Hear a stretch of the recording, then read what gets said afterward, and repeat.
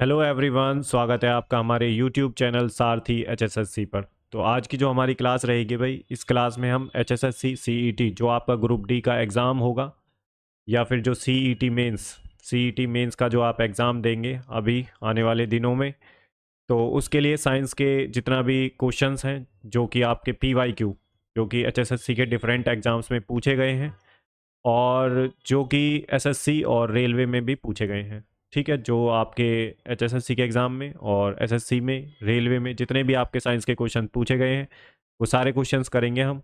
ये आज इसकी पहली क्लास है, तो जितने मैक्सिमम से मैक्सिमम क्वेश्चंस हो पाएंगे साइंस के वो सारे क्वेश्चंस कर लेंगे हम। ठीक है, इससे बाहर आपको एक भी क्वेश्चन देखने को नहीं मिलेगा एग्ज़ाम में आपके में। हर तरीके के क्वेश्चन करेंगे, इजी करेंगे, मीडियम करेंगे, हार्ड करेंगे, अच्छे लेवल तक हम जाएंगे पूरा। तो आप इस सीरीज़ को जो है रिलीजियसली फॉलो करिए, इस सीरीज़ को देखिए कंप्लीट।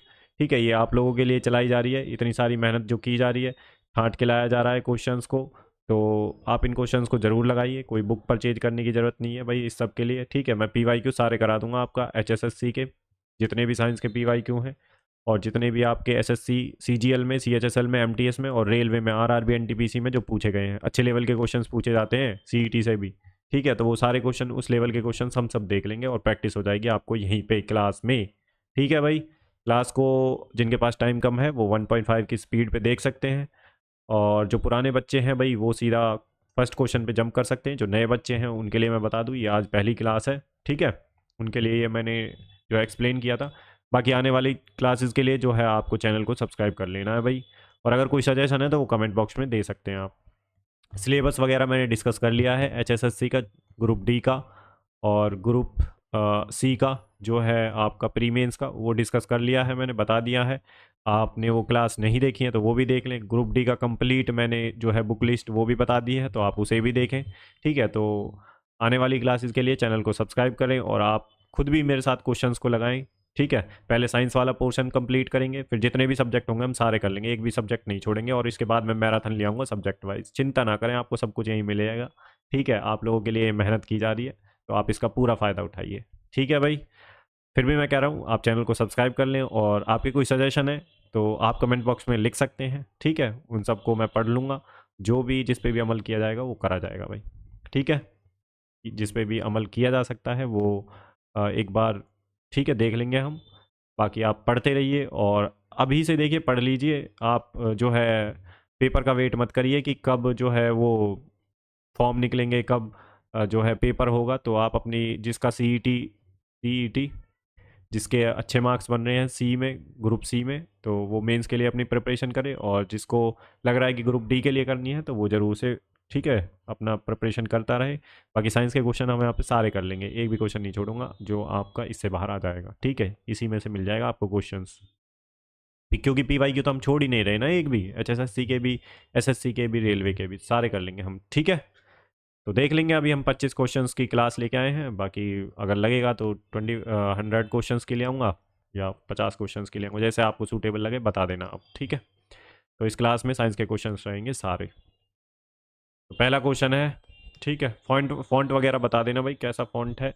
ठीक है, अगर आपको लग रहा है फॉन्ट में थोड़ा जो है इंक्रीज़ करना है तो वो भी बता देना, बाकी मुझे तो सही लग रहा है। तो पहला क्वेश्चन है, which force arises when a body is immersed in a fluid and displaced the fluid. तो जब कोई पिंड किसी द्रव में डुबोया जाता है और द्रव को विस्थापित किया करता है तो कौन सा बल उत्पन्न होता है, ये आपको बताना है। ऑप्शन है आपके, normal reaction, buoyant force, spring force, tension force. ये बहुत ज़्यादा बार रिपीट हुआ है ये क्वेश्चन एचएसएससी में, आपका आरआरबी में, एनटीपीसी में, सीजीएल में कई बार पूछा गया है ये। ठीक है, एसएससी के एग्जाम्स में। तो इसका जो आंसर है वो है buoyant force. Option B is the right answer. Buoyant force is given by Archimedes principle. Normal reaction acts perpendicular to a surface. तो इतना आपको पता होना चाहिए भाई। सॉरी गाइस, थोड़ी तबीयत खराब है, बाकी ठीक है कोई नहीं। तो नेक्स्ट क्वेश्चन है, विच फोर्स एक्ट्स विदाउट जो है physical contact and governs celestial bodies motion in mechanics. तो कौन सा बल बिना भौतिक संपर्क के कार्य करता है और यांत्रिकी में खगोलीय पिंडों की गति को नियंत्रित करता है, ये आपको बताना है। ऑप्शन है आपके, spring force, friction force, gravitational force, tension force. तो इसका जो आंसर है वो है ग्रेविटेशनल फोर्स। तो सेलेस्टियल बॉडीज़ की बात कर रहा है ये, तो ग्रेविटेशनल फोर्स ही होगा इसका answer. Gravitational force is a non contact force acting between masses, it governs planetary motions, Kepler laws. ठीक है, नेक्स्ट क्वेश्चन है हमारा, what happens to the particles of a substance when it is heated.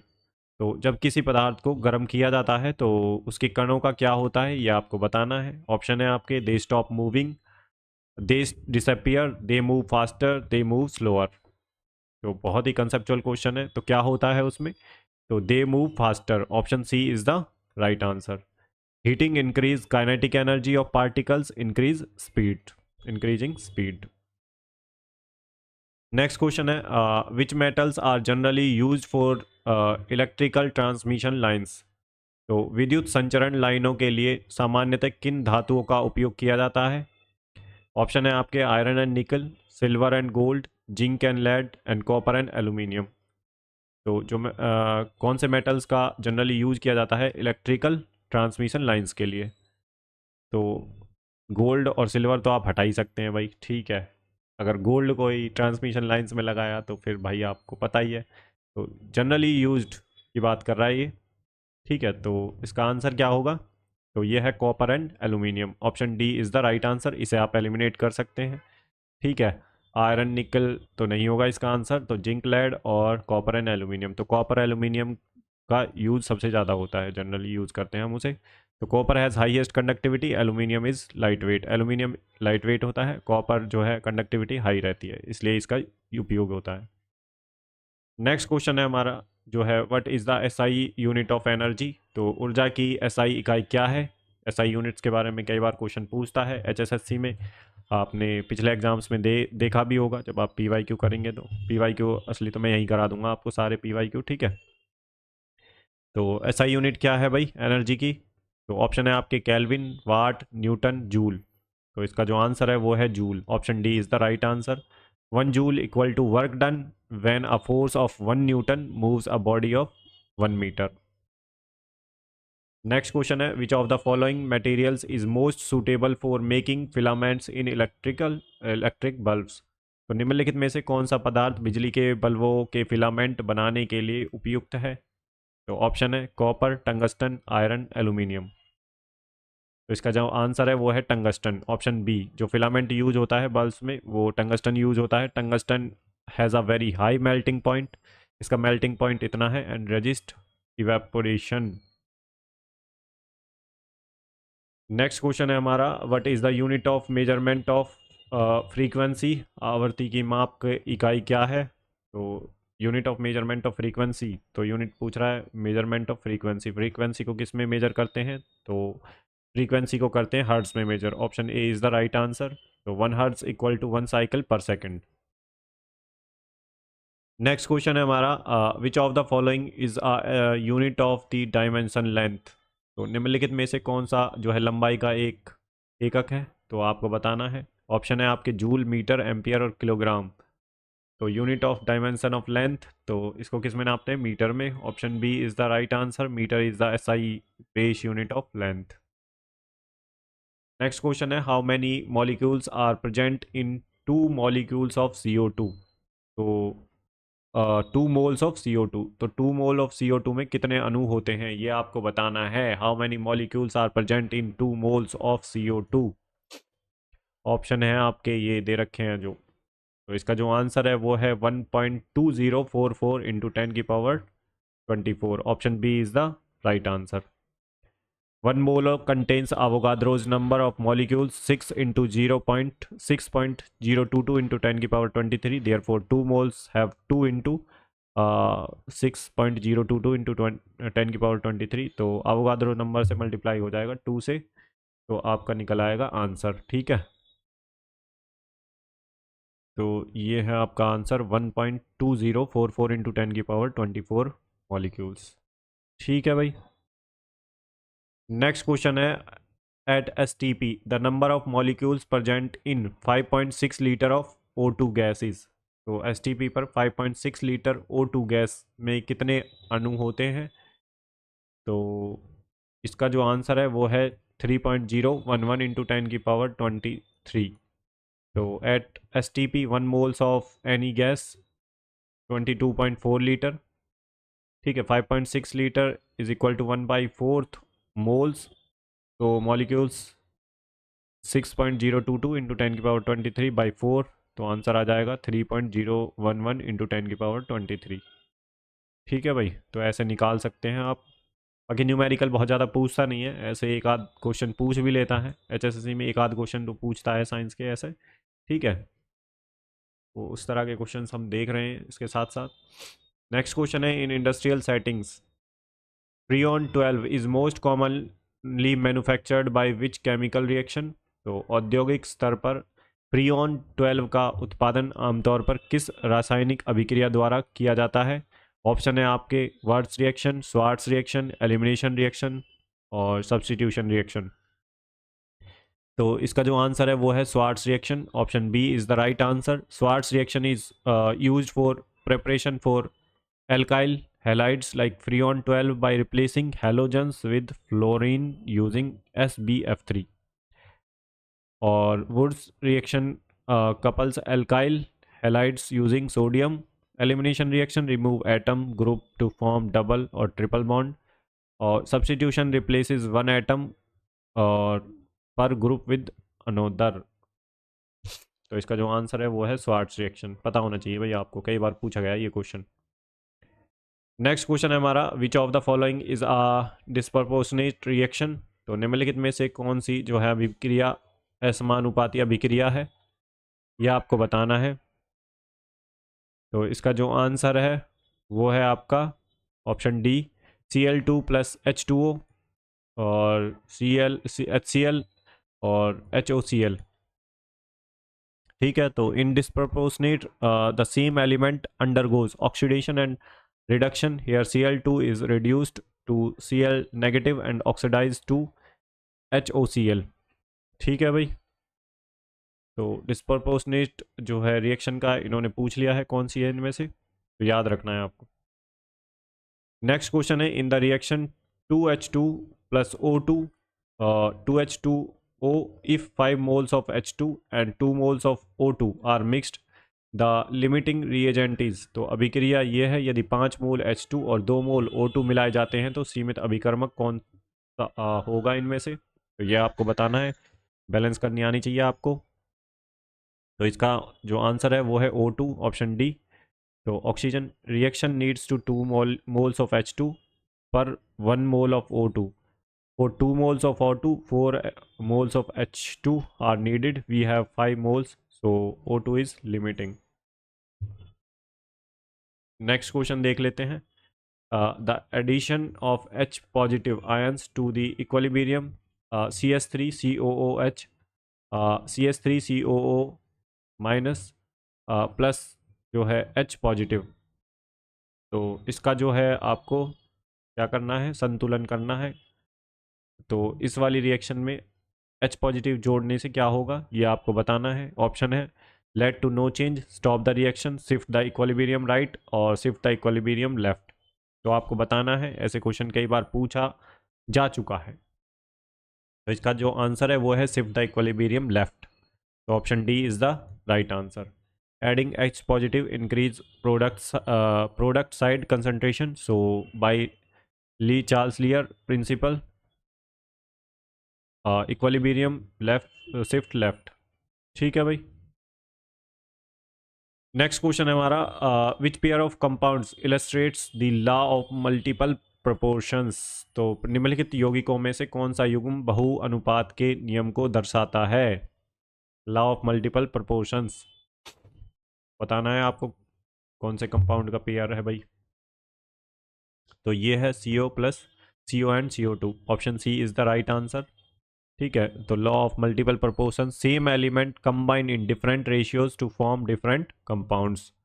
CO and CO2 both have carbon and oxygen in different ratios. तो इतना आपको पता होना चाहिए. तो ये कह रहा क्या है, क्वेश्चन क्या कह रहा है, विच pair of compounds illustrate the law of multiple proportions.